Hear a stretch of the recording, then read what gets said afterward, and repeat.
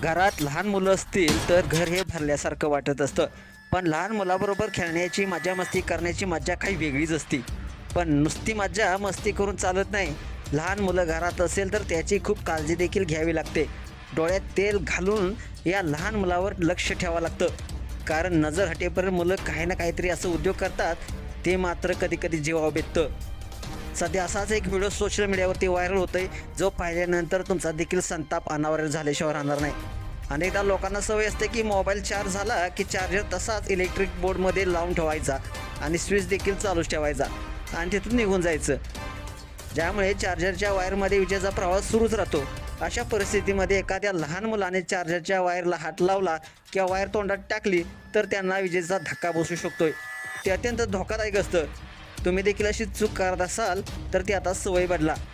Social मीडियावरती अशाच एका घटनेचा व्हिडिओ प्रचंड व्हायरल होत आहे, ज्यामध्ये एक लहान बाळ खेळतंय.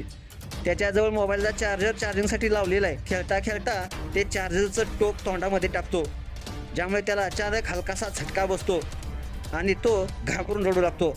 दरम्यान हा सर्व त्याच्याजवळ असलेली व्यक्ती, बहुधा त्याचे पालक, हा व्हिडिओ मोबाईलमध्ये शूट करत होते.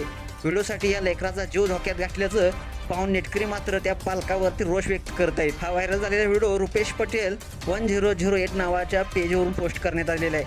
व्हिडिओवर कमेंट्स करत नेटकऱ्यांनी पालकावर टीका केलेली आहे. एकानं म्हटलं आहे की व्हिडिओ बनवत कोण आहे, शॉक बसण्याची वाट पाहत आहेत की काय. तर दुसऱ्यावर जसं म्हटलंय, मुलाला शॉक नाही लागला, जो व्हिडिओ शूट करत आहे त्यांना मुलांना अचानक घाबरवलं आहे.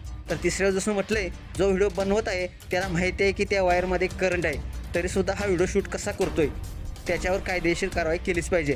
तर एकावर जसं म्हटलंय, शॉक नाही लागला बाळाला, त्याच्या ओरडल्याने तो घाबरून रडला आहे. तर एकावर जसं म्हटलंय, हा व्हिडिओ बनवणारा वेडा माणूस आहे, तुम्हाला लाज वाटली पाहिजे.